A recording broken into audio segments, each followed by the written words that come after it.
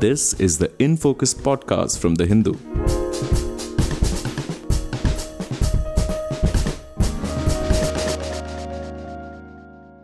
Today, we bring you a special crossover episode from The Interface, a tech podcast hosted by Xavier, Hindu's technology editor.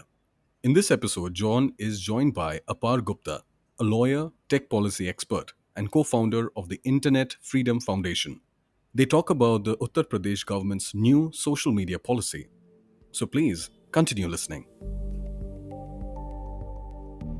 Hello and welcome to The Interface, the Hindu's podcast to make sense of the accelerating pace of change underpinned by technology.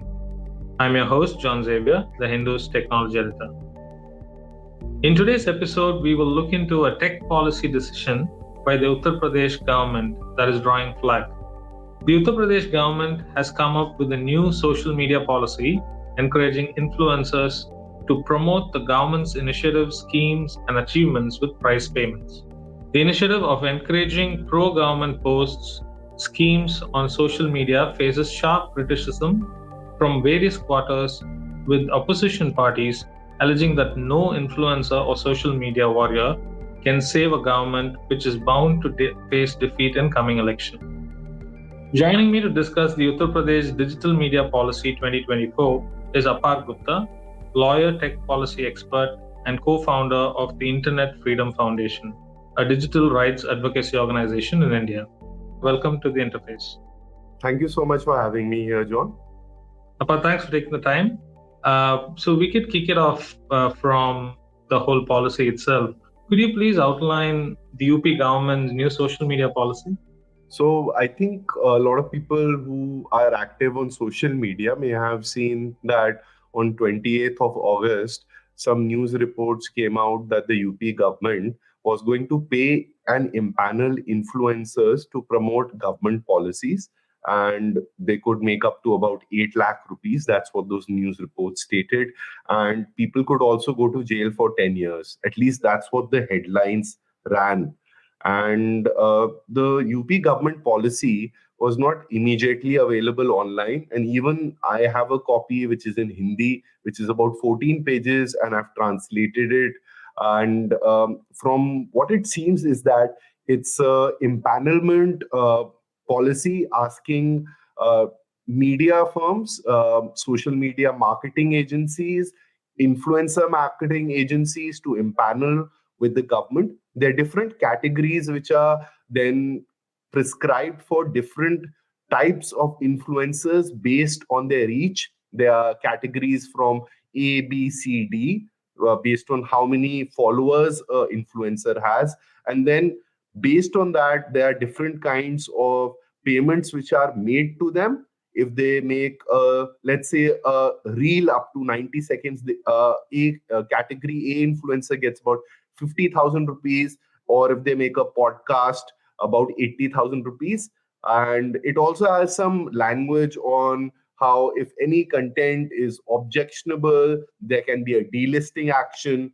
And I think what really was not reported properly was clause 7.2, which says that any content, video, tweet, post, reel that is anti-national, anti-social, indecent, or hurts the sentiments of various sections of society is based on incorrect facts, presents government schemes in the wrong manner or with the wrong intention. In such case, the said content will be completely cancelled and legal action will be taken against the concerned by the director information. So a lot of people thought that this can result in cases of sedition, etc.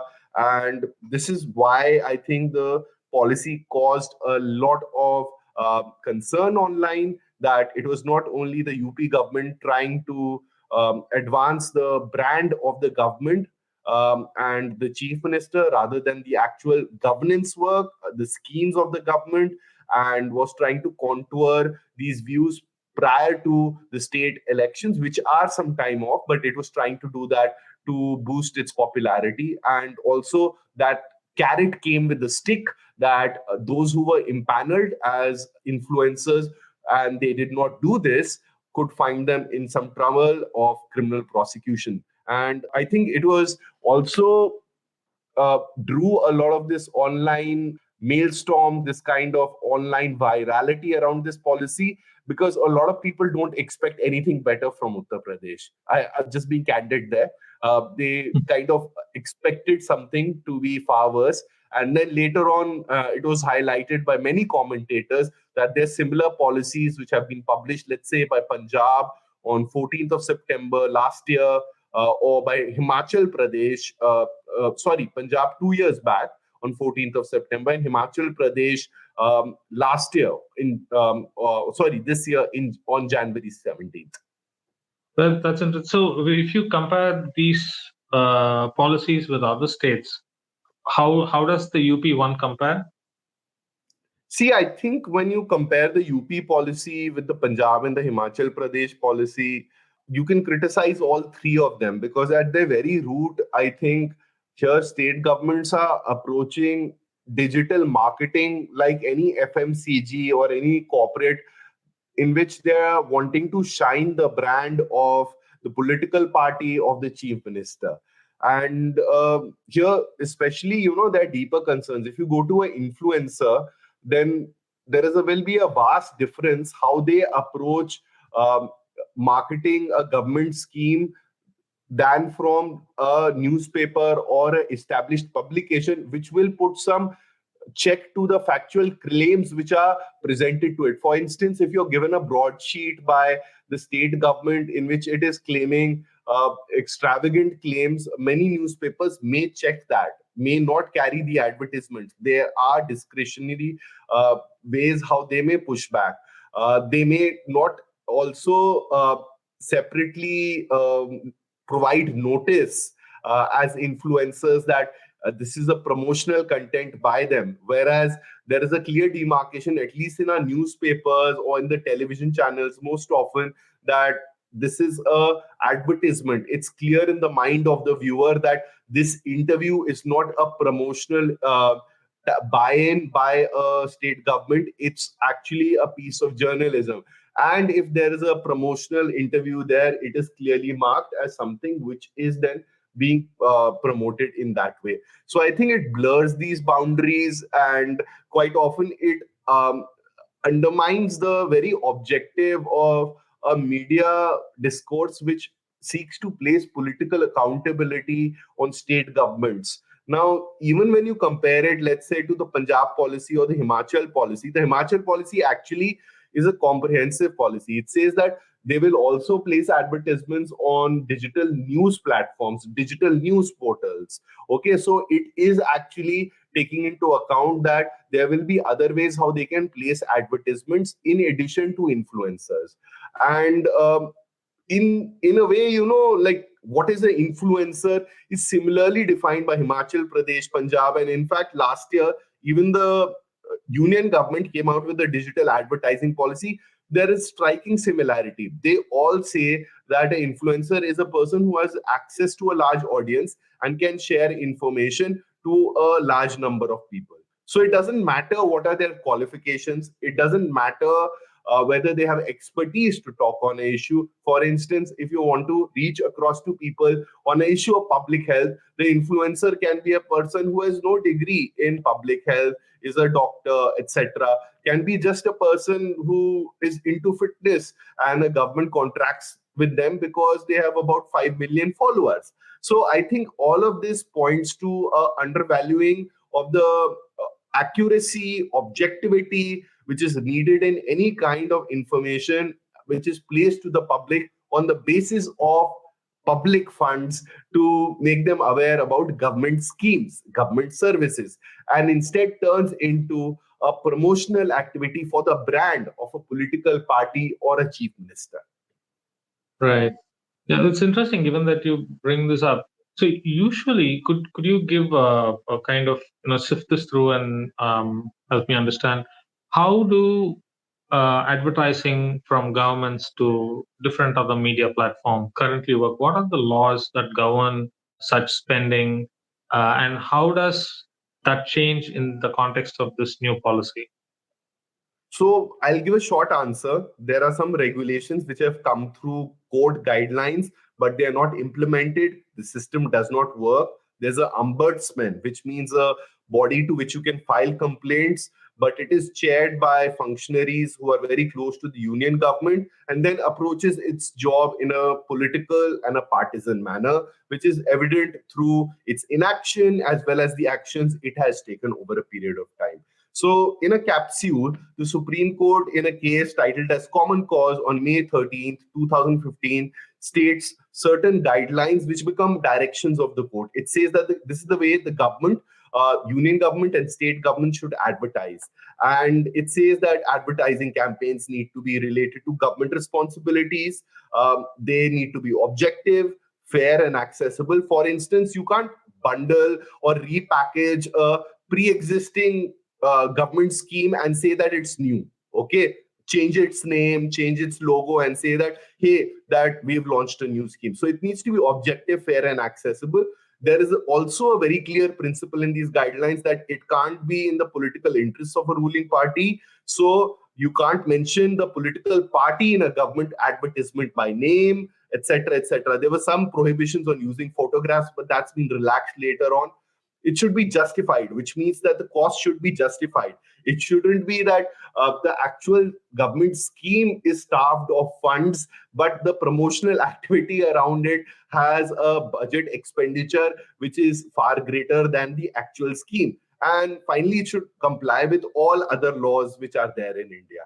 Now, later on in March 18th, 2016, photographs of chief ministers and cabinet ministers in state governments were also allowed on a review application by the state of Karnataka, filed in 2015, which is why you see there's such a huge mushrooming of advertisements by state governments, not only the union government now.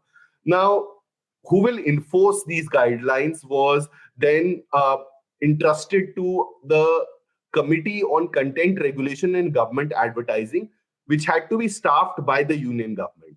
And these guidelines could be enforced by it proactively, suo moto, or based on a complaint. But it's not done that regularly. In fact, I was researching online when it has acted, and it seemed to have acted on 20th of July 2020, based on certain reports against the Delhi government. And we know what's the relationship between the union government, which has a BJP composition, and the government of NCT of Delhi, which has the Aam Aadmi Party. And also, it's relevant to mention that the composition of the CCRGA, which is the Committee on Content Regulation and Government Advertising, is chaired by Shri Om Prakash Rawat, who is the former Election Commissioner of India, at least at that time in 2020. And the other members are Shri Ramesh Narayan of the Asian Federation of Advertising Associations and past president of IAA, and Dr. Ashok Kumar Tandon, member Prasar Bharati Board. So in a way, it has people who are fairly proximate to the union government, and I've not seen a lot of action being taken by it over a period of time. I don't even know if it's functioning right now. And to my knowledge, Common Cause has, in fact, a few years ago, even approached the Supreme Court in alleging that there is widespread contempt against the directions. They have not been followed properly. So that's the sad state of affairs. And just to make it much more contextual, there's a huge lack of transparency. Who gets how much money from the union government for promoting what schemes, whether it's given to now influencer advertising agencies or directly to influencers. And if it's given to agencies, does it flow down to the influencers? And even if there's no money, is it a promotional interview which is being done? It's not very clear. One of the best examples actually was uncovered by me last year when somebody pointed out that a whole number of union ministers were being interviewed by this very popular podcaster, YouTuber called Beer Biceps in sequence. It included Mr. Jay Shankar, the External Affairs Minister, the Minister of Electronics and IT and Skill Development, MOS, Rajiv Chandrasekhar, Mr. Piyush Goyal, Minister of Commerce. And one wondered, how is he getting that access? And so I put it out there on Twitter, and it turned out he was collaborating with something called mygov.in. And he said that this is purely unpaid collaboration. There is no exchange of money, only flight tickets, equipment setup, and actual costs are being paid, but we don't know the details, how much these payments were made. And also, when these podcasts were first shot and actually released on YouTube, there was no disclaimer, there was no notice to any viewer that this was actually an official collaboration with the government. So it seems as if an interview, a friendly interview is being done with a government minister, but then again, to the mind of a viewer, it is not really different from an actual interview, from this being an actual promotional interaction. So I think, you have all these directions, you have all these uh, uh, uh, uh, limitations on what the union and the state governments can do and should do, but there's a real problem of enforcement. Right. I think it's a very fair point, particularly when you raise the whole interactions between beer biceps and the whole union government ministers who are going on a show. So, in the context of beer biceps, if I want to apply that situation here in Uttar Pradesh, does the law apply to people who are making a contract with the state government or to all influencers? It only applies to those people who are impaneling with the state government. So you would like to follow this policy in the sense of uh, submitting a form with the government, giving your tax registrations, your identity information, and then the government would contract with you. So this policy allows the government to make a list of people, categorize them in different categories based on their reach, and then on the basis of that, it then issues you specific work orders. Those work orders are fulfilled by you, and then you get the money. That's interesting. So, as a lot of reports emerged initially that all kind of not pro-government content which is being pushed on, let's say, YouTube channel, not all influencers would come under the purview of this law. Only those who are making a contract with the government. Yes, that's correct. So I think one part of the reporting which was incorrect is that this policy will will make people go to jail for 10 years if they post anything, as I read in clause 7.2, right? So I think that the purview of this policy only is towards uh, removing a agency or an influencer from empanelment, not giving it work. And according to me, even that's unconstitutional. You can't command that. Let's just take the situation of newspaper. You can't say that government ads will only be given to newspapers which post favorable news stories about that government, right? So that's the entire issue here. But I think clause 7.2, which says that they can also take any legal action based on any kind of person who's impaneled, does certain work for them, but does something which hurts the sentiments of sections of society, presents government schemes in a wrong manner or with wrong intention, which can mean anything according to them, is primarily to shield themselves in a very bureaucratic language which allows them to do anything and everything. So essentially, they are ensuring that not only are they able to control the influencer who they're contracting with on the basis of work orders and giving them money, but also on the basis of saying that we can also disempanel you, we can stop your payments, and we can also possibly file a criminal complaint under provisions of law. Right. So, in this context, how do you think the course of this policy is going to be? Would there be any kind of an appeal from the opposition leaders on repealing this? What could be the next step from here?